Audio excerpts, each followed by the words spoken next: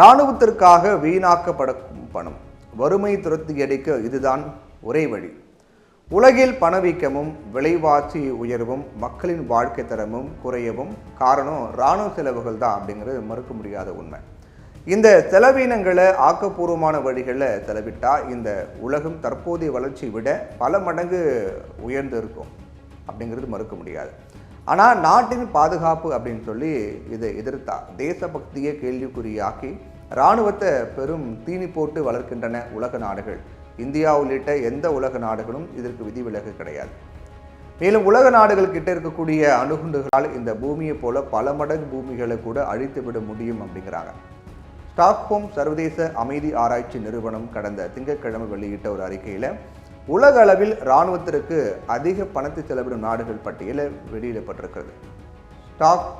Stockholm International Space Research Institute வெளியிட்ட அந்த அறிக்கையின்படி 2023ஆம் ஆண்டில் அமெரிக்கா, சீனா மற்றும் ரஷ்யாவிற்கு அடுத்தபடியாக $83.6 பில்லியன் அளவுக்கு செலவு செய்து இந்தியா உலகின் 4வது பெரிய இராணுவ செலவின நாடாக இருக்கு.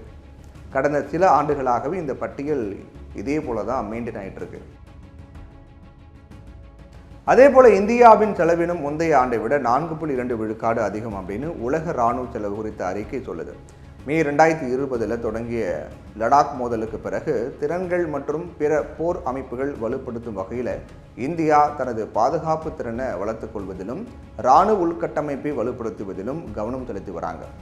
இந்த விஷயத்தில் கடந்த ஆண்டு SIPRI அறிக்கையின்படி 2022 தன்னுடைய இராணுவத்திற்கு செலவு செய்வதில் இந்தியா 4வது பெரிய நாடாக இருக்கு அப்படிங்கிறது குறிப்பிடத்தக்கது.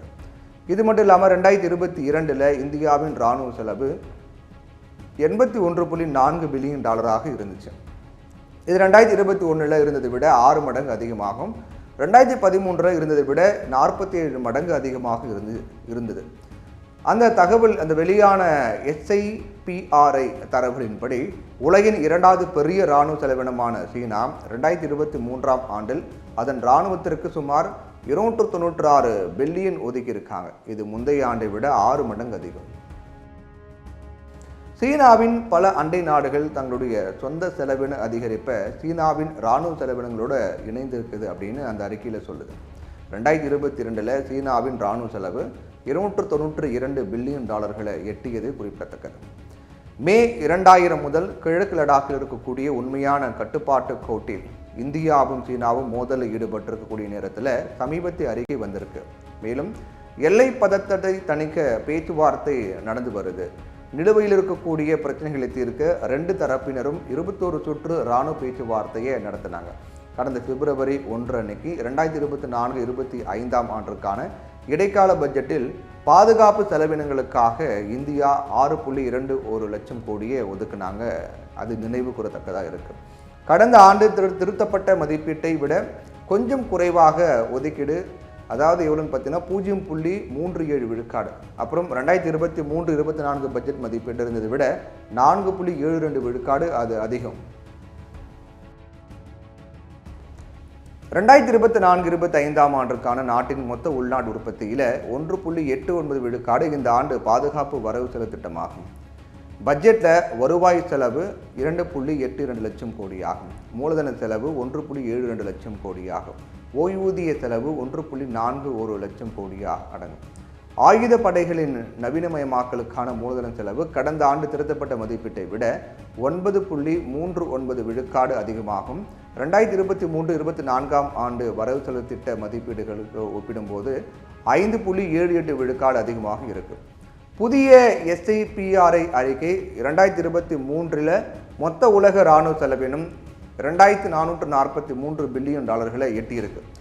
இது 2022 6.8 விழுக்காடு அதிகரிச்சிருக்கு. இது 2009க்கு பிறகு ஆண்டுக்கு ஆண்டு செங்குத்தான அதிகரிப்பு அப்படின்னு அது சொல்லுது. அதிகரித்து வரக்கூடிய பதட்டங்கள் மற்றும் உலகளாவிய பாதுகாப்பின்மை மற்றும் போருக்கு மத்தியில் இந்த இராணுவ செலவுகள் அதிகரித்திருக்கு. இந்த விஷயத்தில் ஒன்று மறுக்க முடியாது. ஒரு நாடு மட்டுமே இராணுவ செலவு குறைப்பதோ அல்லது அதிகப்படுத்துவதை தடுப்பதோ சாத்தியம் கிடையாது. ஊரில் பாதுகாப்பு இல்லை அப்படின்னா வீட்டுக்கு தாழ்பால் அவசியம் தானே அப்படிங்கிற நியாயமான வாதமும் முன்வைக்கப்படுது. அதனால் உலக நாடுகள் ஒருங்கிணைந்து முதல்ல தங்களுடைய இராணுவ செலவினத்தை அதிகரிப்பதில்லை என்கிற முடிவை எடுக்கணும். அப்புறம் படிப்படியாக இராணுவ செலவை குறைக்கணும். ஆயுதங்களை பெருக்குவதற்கு நாடு பிடிக்கும் ஆசை அப்படின்னு மட்டும் சொல்ல முடியாது. மாறாக ஒவ்வொரு நாட்டிலும் இருக்கக்கூடிய சந்தையை தனக்கு சாதகமாக்கி கொண்டு தங்களுடைய நாட்டு பெருமுதலாளிகளின் வர்க்கத்தை பெருக்க வேண்டும் அப்படிங்கிறது தான் அவங்களுடைய நோக்கம். அது மட்டும் இல்லாமல் ஆயுத வியாபாரிகளும் வளர்ந்து இன்னைக்கு பெரிய லாபியாக மாறிட்டாங்க. இதுவும் ஒரு காரணம். அதனால ஆயுத வியாபாரத்திற்கு தடை, இராணுவ செலவுகள் குறைப்பு, உலக நாடுகள் வரையறுக்குட்பட்ட சுதந்திரமான இயங்க அனுமதித்தல் ஆகியவை தொடர்பான ஒரு உலகளாவிய உடன்பாடு உருவாக்கப்படணும். அப்படி செய்தால் நிச்சயமாக வறுமை அப்படிங்கிற கொடி அரக்கனை இந்த பூமியிலிருந்தே விரட்டி அடித்து விடலாம்.